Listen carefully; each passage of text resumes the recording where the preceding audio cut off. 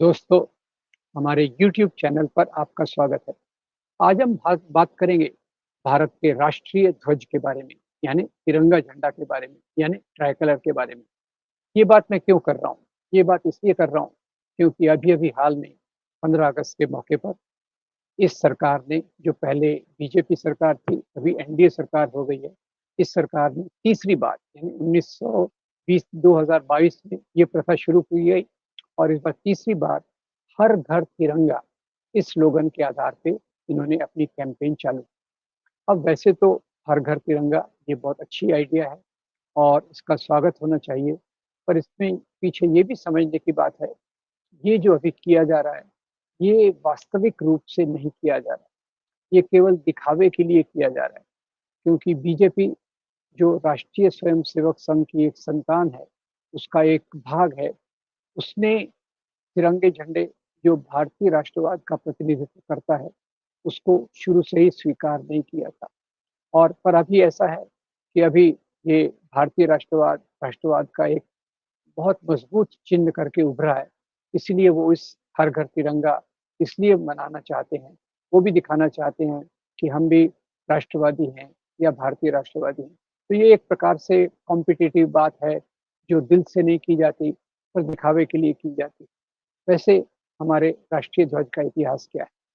तो आपको ये बता दूं कि जब 1929 में भारतीय राष्ट्रीय कांग्रेस की जो कॉन्फ्रेंस हुई लाहौर में 1929 में, उसके अध्यक्ष चुने गए जवाहरलाल नेहरू। और जवाहरलाल नेहरू ने वहाँ एक प्रस्ताव रखा कि अब से हम हर 26 जनवरी को अपना स्वतंत्रता दिवस मनाएंगे, क्योंकि ये पहली बार थी जबकि नेहरू ने देश की आज़ादी की बात की, पूर्ण आज़ादी की बात कर रहे थे। अभी तक डोमिनियन स्टेटस की बात हो रही थी वगैरह-वगैरह, पर नेहरू ने पूरे जोश से पूरी स्वतंत्रता की बात की और कहा कि आने वाले सालों में हम 26 जनवरी को तिरंगा झंडा लहराकर इस दिन को मनाएँगे।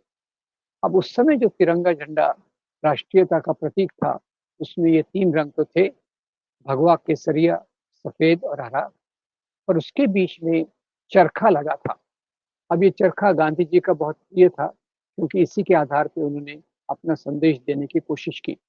अब जब नेहरू जी ने ये ऐलान किया, तो उसी के साथ उसके समांतर आरएसएस के सर्व संघचालक डॉक्टर केशव बलिराम हेडगेवार ने एक आरएसएस कार्यकर्ताओं को 22 जनवरी को एक दूसरा संदेश दिया। उन्होंने कहा कि भाई 26 जनवरी को आज़ादी का दिन मनाते हैं लोग, मनाया जाएगा, तो हम भी मनाएँगे, पर हम अपना ध्वज भगवा झंडा लहराएँगे। यानी उन्होंने राष्ट्रीय ध्वज को स्वीकार नहीं किया और उसके बदले कहा कि हम भगवा झंडा, ये हमारे जो हिंदू राष्ट्र का प्रतीक है, उसको लहराकर इस दिन को मनाएँगे। शुरुआत से ही उन्होंने तिरंगे झंडे का विरोध किया। अब जब संविधान सभा बनी, आज़ादी के साथ-साथ, तो संविधान सभा में बहुत सारी कमेटियाँ बनी। एक कमेटी बनी थी इस बात का चुनाव करने के लिए कि हमारा राष्ट्रीय ध्वज क्या होना चाहिए, और उसमें उसकी अध्यक्षता डॉक्टर राजेंद्र प्रसाद कर रहे थे। उसमें सदस्य के रूप में डॉक्टर भीमराव अंबेडकर, के.एम. मुंशी और दूसरे लोग थे। तो इन लोगों ने राष्ट्रीय ध्वज जो सामने लाया, वो ध्वज था तिरंगा झंडा, और उसके बीच में पर उन्होंने एक परिवर्तन कर दिया, जो शायद जवाहरलाल नेहरू के सुझाव पे था। वो था कि बीच के चरखे को रिप्लेस करके, उसको बदल के, जो अशोक चक्र है 24 तीलियों वाला, उस नीले अशोक चक्र को हम केंद्र में रखें। तो नेहरू के 2 कारण थे ये प्रस्ताव रखने के।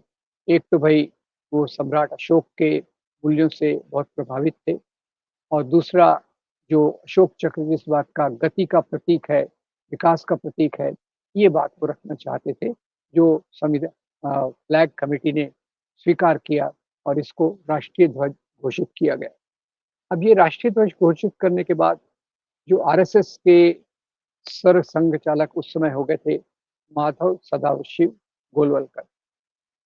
उन्होंने कहा, ये तिरंगा झंडा हमारे धर्म, हमारे राष्ट्र को कभी स्वीकृत नहीं होगा। हमें नए झंडे की ज़रूरत क्या है? जबकि हमारे इतने पुराने हिंदू राष्ट्र में भगवा झंडा तो पहले से है। तो नए झंडे की ज़रूरत क्यों है? और हिंदू लोग कभी भी तिरंगे झंडे को स्वीकार नहीं करेंगे। उनके मतानुसार एक तो इसमें 3 रंग होते हैं, 3 और 3 एक अशुभ संख्या है, ऐसा उनका कहना था।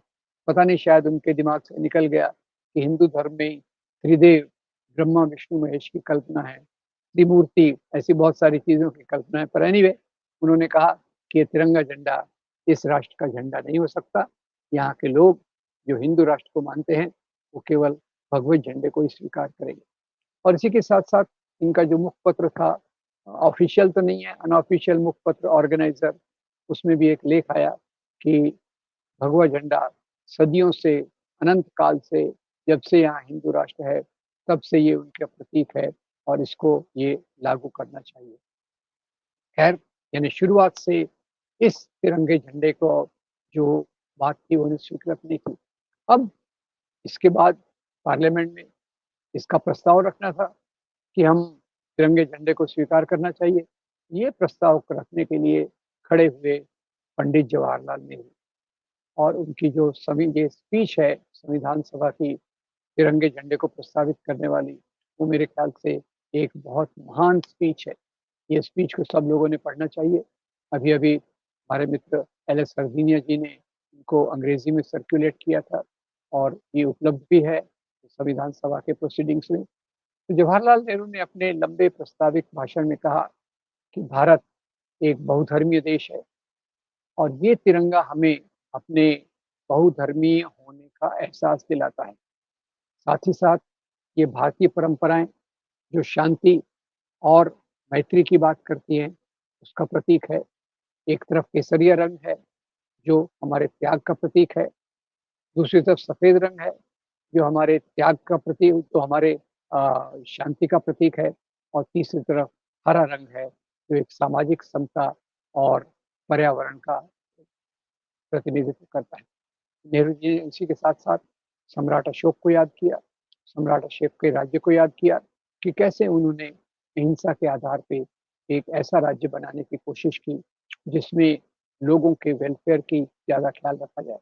इसी के साथ-साथ नेहरू जी ने ये भी याद दिलाया कि सम्राट अशोक का जो राज्य था और उन्होंने जो जिस प्रकार से अपने प्रचारक जगह-जगह भेजे थे, उन प्रचारकों ने दुनिया के कई देशों में संबंध बनाए थे। तो ये जो नीला चक्र है केंद्र में, ये एक तरफ तो गति का प्रतीक है और दूसरी तरफ इस बात का भी प्रतीक है कि भारत दुनिया से कैसे जुड़ा रहा, भारत दुनिया से कैसे जुड़ा रहा और उसके अंतर्राष्ट्रीय दृष्टिकोण का ये प्रतीक बनेगा। तो उनके इस भाषण में उन्होंने भारत की विविधता, भारत में जो अच्छे मूल्य विकसित हुए हैं, शांति के, अहिंसा के, त्याग के और प्रगति के, ये मूल्यों के प्रतिनिधित्व के रूप में उन्होंने तिरंगे झंडे का प्रस्ताव रखा। ये प्रस्ताव खैर पूरा स्वीकृत हो गया, पर इससे ये बात है कि इसको केवल उन्होंने एक झंडे के रूप में नहीं देखा, उन्होंने एक पूरे देश के मूल्यों के रूप में इसको प्रस्तुत किया कि कैसे ये झंडा केवल एक इसका कपड़े का टुकड़ा नहीं है या सिल्क का टुकड़ा नहीं है, और इसके साथ-साथ पूरे मूल्य भी जुड़े हुए हैं। और दूसरी बात उसके साथ-साथ उन्होंने ये भी कही कि मैं 2 प्रकार के झंडे लाया हूँ, एक सूती खादी का है और दूसरा रेशमी है, तो ये दोनों को आप स्वीकार कीजिए। तो यानी हमारा राष्ट्रीय ध्वज वास्तव में जो होना चाहिए, या तो वो खादी के वस्त्र का बना होना चाहिए या रेशम का बना होना चाहिए। ये बात मैं इसलिए कह रहा हूँ कि आज ज़्यादातर नायलॉन के कपड़ों का इस्तेमाल करके झंडे को बनाया जाता है। झंडे को बाहर से इम्पोर्ट किया जाता है, जो मेरे ख़्याल से एक गलत बात है। हमें वापस जो हमारी शुरुआत की बात थी, उस पर आना चाहिए। एक बात मैं और जोड़ना चाहूँ कि आज जो उग्रवादी राष्ट्रवादी लोग हैं, वो इस झंडे का दुरुपयोग भी करते हैं। रैलियाँ निकालते हैं, बड़े-बड़े झंडे लेकर निकालते हैं और ख़ास तौर से मुसलमानों की बस्तियों में जाके आक्रामक नारे देते हैं। ये झंडे का दुरुपयोग है। झंडे का हमें पूरे आदर करना चाहिए क्योंकि ये हमारे मूल्यों का प्रतीक है और इस प्रकार से उसका दुरुपयोग ये उचित नहीं है। ये हमारे देश का अपमान है, हमारे झंडे का अपमान है। तो पूरे आदर के साथ इस झंडे को हर घर में लगाया जाए, मौकों पे लगाया जाए और देश के बारे में, देश के मूल्यों का को याद किया जाए, यही इसका संदेश है। तो दोस्तों मैं मुझे लगता है ये बातें काफ़ी तार्किक हैं, आपको अच्छी लगी तो हमारे वीडियो को लाइक कीजिए, फॉरवर्ड कीजिए और हमारे चैनल को ज़रूर सब्सक्राइब कीजिए। धन्यवाद। Thank you very much.